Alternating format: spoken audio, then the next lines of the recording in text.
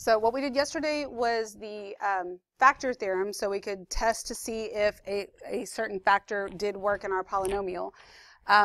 The rational zero theorem is going to help us kind of narrow down our choices if we're not actually given factors, okay? Because we had one where they gave us the factor and we did the synthetic division and we broke it down so we had it factored a little bit and then we just factored the rest of the way.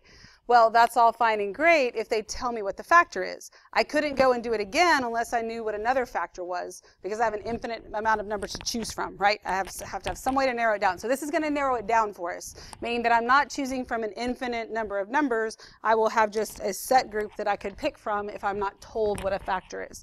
So this is going on, I checked 3 times, I still don't remember, page 54. Page 54.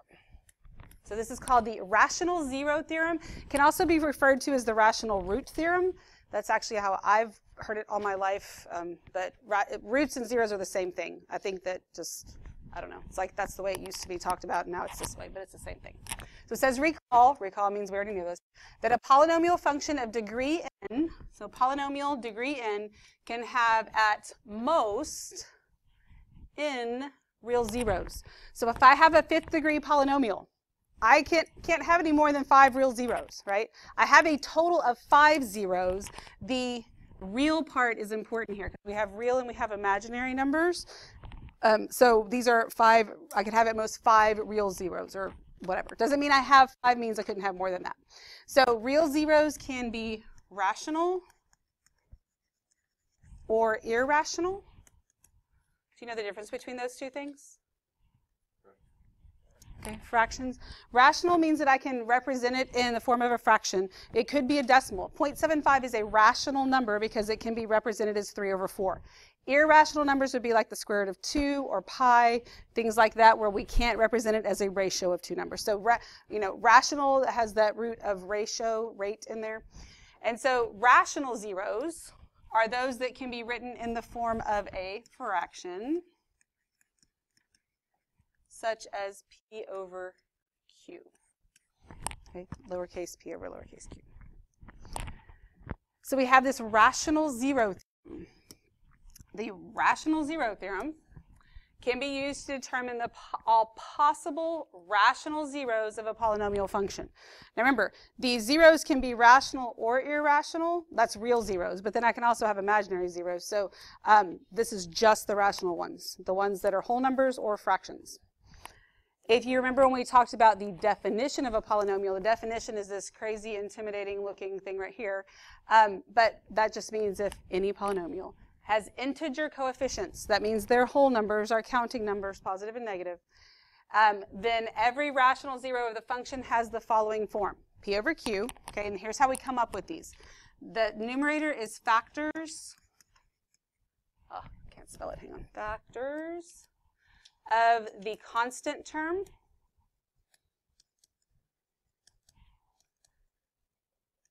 which would be a sub 0. So it's the last term with no variables on it, over the factors of the leading coefficient.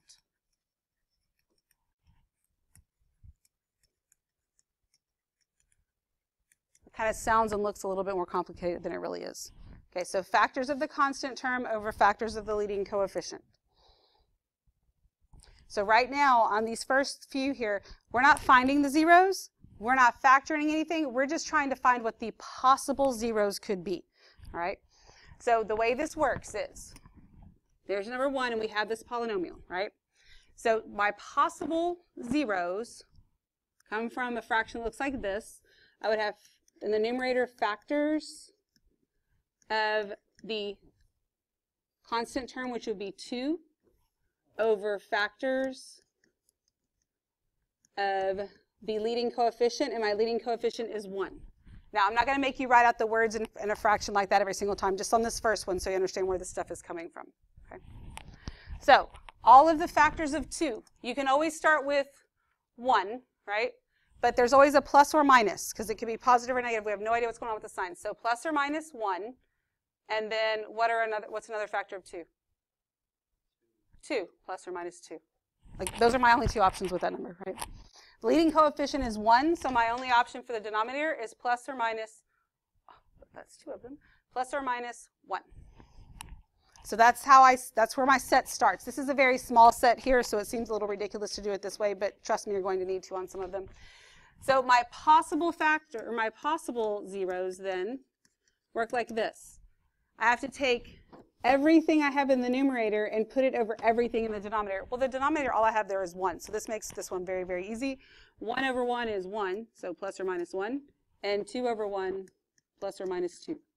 So instead of having an infinite number of factors that would be possible, there's only 4.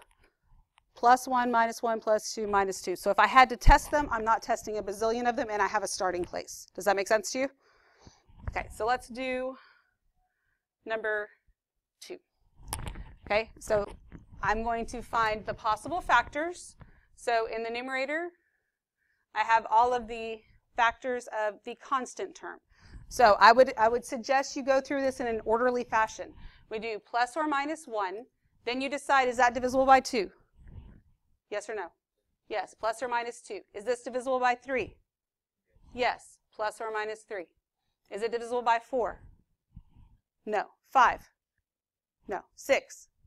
Okay, now once we get to a point like this, where 3 times 6 is 18, you don't have to think so hard on the rest of them, because now you just start working backwards. Well, 3 times 6 is 18, 2 times 9 is 18, and 1 times 18 is 18. Does that make sense? You really only have to reason through it like halfway through, and then you have the other half. You just got to match them up.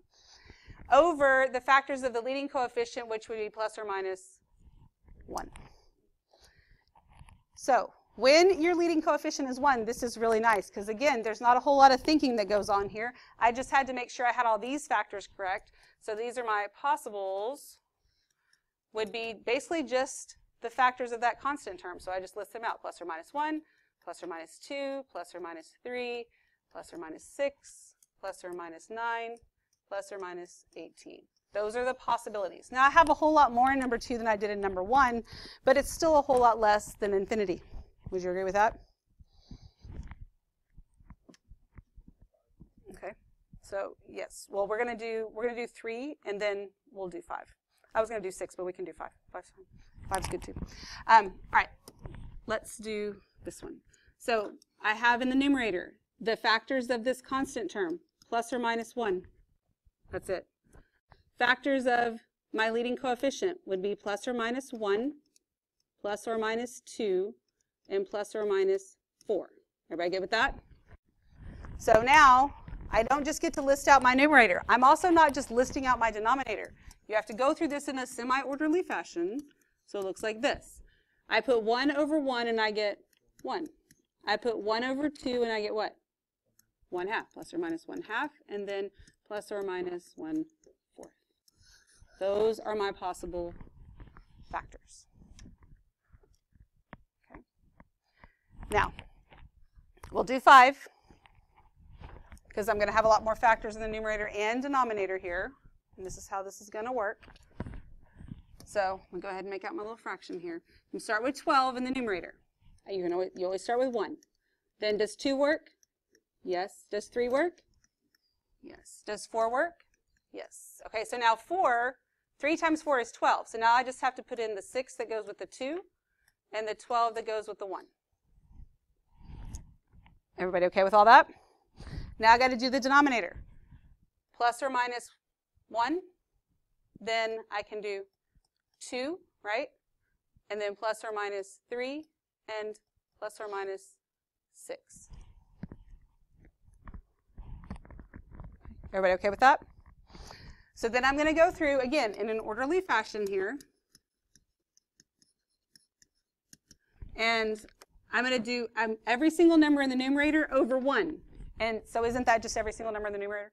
So I'm going to start off by just listing those out, and then I've got to move on and do more. So plus or minus 1, plus or minus 2, plus or minus 3, plus or minus 4, plus or minus 6, plus or minus 12. Okay, but I'm not finished because the denominator wasn't just 1. Then I got to start back over. And you have to think when you do this, because it's not hard, but it's not just listing everything out like you think. I start by putting everything in the numerator over 2. So 1 over 2 is going to give me plus or minus 1/2, right? Then I put 2 over 2. Well, what's 2 over 2? 1. Don't you already have it? So we don't write it again. So then I put 3 over 2. Do I have 3 over 2? No, so I have to do plus or minus 3 over 2. Then I do 4 over 2. Do I already have that? Yeah, because that's 2, right? Then I do 6 over 2. What's that? 3. Then I do 12 over 2, and that is 6. So then I do it all over 3. So 1 over 3 is 1/3. No, it's 1/3. Be careful. 2 over 3 is plus or minus 2/3. What's 3 over 3? 1. I have that. 4 over 3, do I have that? No. So plus or minus 4/3. 6 over 3, do I have that? Yes. 12 over 3, do I have that? Yeah, because that's 4. Then I start back over. 1 over 6, do I have that? No. Plus or minus 1/6. Then 2 over 6, do I have that? Because what is that? What? No, it's 1/3. Come in. It's 1/3. Then 3 over 6, what's that? Eduardo? Antonio? Yes. Peter? Yes. Yes. Okay. Mm-hmm. You know what she's going to chew you out about? All right, so I did 1 over 6, right? 2 over 6 is 1/3. What's 3 over 6? 1/2, and I have that. What's 4 over 6? 2/3, and I have that. 6 over 6? 1. 12 over 6? 2. Okay, so I didn't list out a million of them, and I don't list out all of the possibilities, but do you see how you have to get those fractions? Okay, we okay with that? So there's still a lot of possibilities here, but it is narrowed down some, and we're going to have another way to narrow this down even more in a couple days. Okay, and this, are we good? That is all of them, yes. That's all the possibilities. What do you feel like I'm missing? You won't have to, and I'll show you why.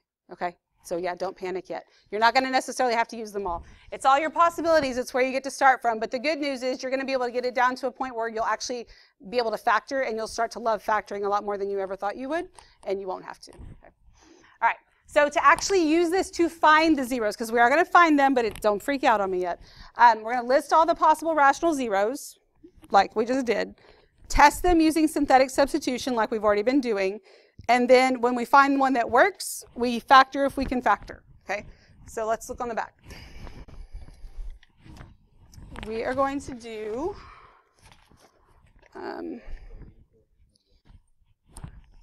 they do, so that's good. When it has a leading coefficient of 1, that's nice, right? Okay. Yeah, it may or may not be. I didn't mean for every single example for that to work out like that, but it did. All right, so I have to start off with my possibles, right? So I'm going to find my possibles. And it is nice when the leading coefficient is 1. That means I don't really have to worry about the denominator. I just have to have the factors of 20. So plus or minus 1, plus or minus 2. Does 3 work? No. Does 4 work? Yes. Then 5? Yes. So 4 times 5 is 20. That's good. So 2 matches up with 10, and 1 matches up with 20. Those are all of my possibilities. That's it. I have no reason to test anything besides those right there. Okay? So then after I do that, I have to do my synthetic substitution because I can't factor this. Like, I don't have the skills to factor that without doing something else, so I got to get it started. So you can start with wherever you want to start. Starting with 1 usually makes the most sense. There's no reason to start with 20 and make your life harder because you're going to get big numbers, right? So we'll start with 1. And then you're not going to have to test all of them. I just said that. Then we look at this right here, and we pull in 1, negative 21, and 20. So bring down my 1. 1 times 1 is 1. This is negative 20. 1 times a negative 20 is negative 20, and that's 0. So what does that tell you about 1? It's a factor. That's great news, because I have all those choices, and 1 happened to work. 1 doesn't always work, but it did here. So here's what I know at this point. F of x equals x minus 1, because this was a positive 1, but it's always x minus in here, right? And then times what I'm left with right there. What's that? X minus 20. And boom, it's factored all the way for you. Wait, No, I lost something. Oh my Lord, y'all let me mess up. What did I mess up on? Shoot. Because let me explain to you why I knew I messed up. Because if I multiply these two back, oops. I need to erase it anyway. If I multiply these two back together, do I get this? No, because that's a cubic and that's not. So clearly there's a mistake somewhere, right? I was like, oh dang, what did I do? My mistake is way back here. Y'all just let me do it. Did you see it and not say anything? No, I know. We just wanted you to catch it. Yeah, thanks a lot. Learning experience for me. When I put this in here, this is 1. What should come next? 0, because there's no x squared term. Minus 21, and so 1 goes out here. And then I bring down my 1. 1 times 1 is 1. And then that's 1. 1 times 1 is 1. Negative 20. 1 times negative 20 is negative 20. Still works. Now, when you mess up like that, it won't always still work. Just saying. But now, I need this part, which I didn't get in the other case. So now I have f of x equals x minus 1, and I'm getting that minus 1 from right here, times what I have left here, x squared plus x minus 20. Now I've got two options. I know which ones I can choose from now. I can test them again with synthetic substitution, or I can factor. What would you rather do? Factor, because otherwise you don't know which one to start with, right? Let's factor. So this is x minus 1, and then I'm going to factor this, x and x, and this is negative, so my signs are opposite. What are the numbers going to be? Because they've got to subtract, 5 and 4, and 5 has to be the positive one right here. So this is my fully factored form right here, and I have to find the zeros. What's my smallest zero? Negative 5, and then 1, and then 4. Okay. Everybody okay with that? Any questions? All right, let's look at number 8. I'll try not to mess this one up. So I've got my possibilities. Now, my leading coefficient is 1 again. That's good. So my possibles are just the factors of 18. So plus or minus 1, plus or minus 2, 3 works, right? And then 3 times 6 is 18, and this would be 9, and this would be 18.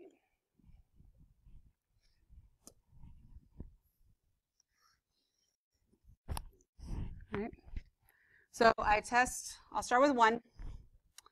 And let me make sure I do this right this time. 1, 3, negative 7, negative 27, negative 18. So bring down my 1. That's 1, 4. 1 times 4 is 4. Minus 3. 1 times negative 3 is negative 3. Gives me a negative 30. Negative 30. Negative 48. That's a little disappointing, right? So 1 doesn't work. So I've got to move on. Negative 1 is the next logical choice. So we're going to go with negative 1. Okay? So negative 1, and I'm going to use that 1, 3, minus 7, minus 27, minus 18. Well, yeah, but if I just try and write it in there, things aren't going to work out too well. So I bring down my 1, negative 1, 2, negative 2, negative 9, positive 9, negative 18, positive 18, 0. Did you mean the exact same thing? I just changed the signs at the bottom? That's what you meant. It makes a difference when you add and subtract. So does negative 1 work? Yes, because I got 0. So this one works, which means that f of x is equal to x plus 1 times this right here would give me x cubed plus 2x squared minus 9x minus 18. Okay, can I factor that? I can hardly even read that, but I have x cubed plus 2x squared minus 9x minus 18 times x plus 1. That's what I have over there, but it's all smushed. Can I factor this part right here? I can factor by grouping, right? So x plus 1 times, out of these two, I factor out x squared. Out of these two, what would I factor out? Negative 9. And that's going to leave me with x, what? Plus 2. All right, so can I factor this some more? Huh? I can, because I can factor this. What's this called? Difference of squares. So I get f of x is equal to x plus 1 times x plus 3 times x minus 3 times x plus 2. So this is my fully factored form. I need my zeros. So what's my smallest one? Plus or minus 3, because I got this negative 3, but these together give me plus or minus 3, then negative 2, negative 1. Okay, are we good?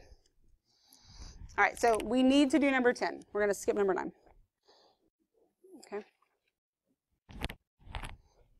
All right, so here on 10. So I need to get my possible factors. A is 1, or my leading coefficient is 1 again, so that's good.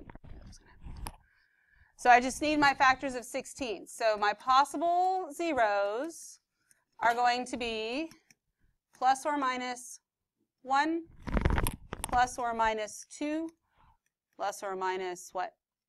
4, plus or minus 8, and plus or minus 16. Okay, everybody okay with that? All right, so I'm going to start with 1 again. I get 1, negative 1, negative 12, 28, and negative 16. Bring down my 1. 1 times 1 is 1, 0. 1 times 0, 0, 12, negative 12, 16, 16, 0. So that's good news, right? And then I say, all right, that means that f of x is equal to x minus 1 times, and then here I have x cubed. There's not an x squared term, minus 12x plus 16. Okay, so the x minus 1 is a linear factor. This other one here, can I factor that? Because it's 0 right here. 0x squared. That's fine. Yeah. I can't factor that, right? I can't factor a cubic unless it's a sum or difference of cubes or there's 4 terms and I can do grouping, right? So I can't factor it. Doesn't mean it's not factorable, but I don't have the skills for that. So I gotta test it some more. But I'm not using the original. I'm trying to factor this part out, which is still what's left over here. So I'm gonna come over here and do 1, negative 12. Nope, see, I almost messed that up again.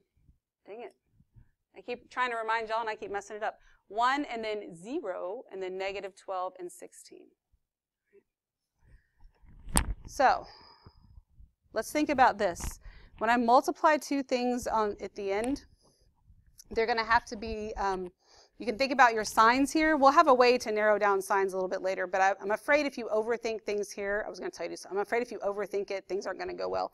So we were at 1. Let's go ahead and try negative 1.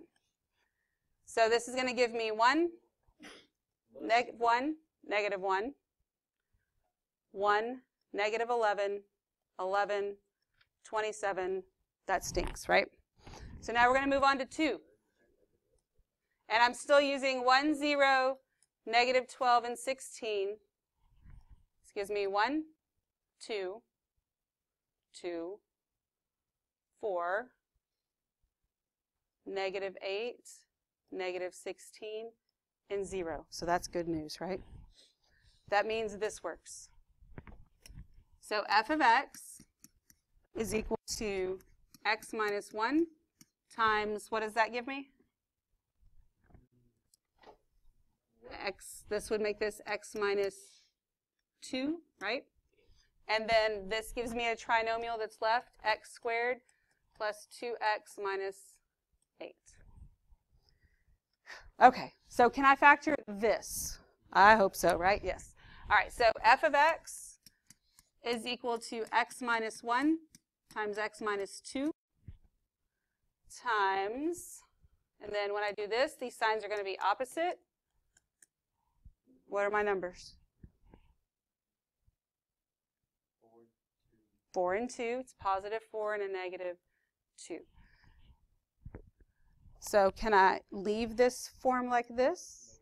No, I need to combine some things. So f of x is equal to x minus 1 times x minus 2, what? Squared times x plus 4. And then my zeros, and I have negative 4, 1, and 2. So once you pull one of them out and you're looking at the rest of it, if you can't factor that, then you're going to have to start testing using your possibilities with that right there. Okay? We're good? Be thankful that 1 and 2 worked on here and we didn't have to get all the way to 8 and 16, things like that. Okay? Questions? No, you won't have to. They're not that bad. Okay, go ahead. You have any questions? All right, go ahead and glue those in then. I'll give you your assignment.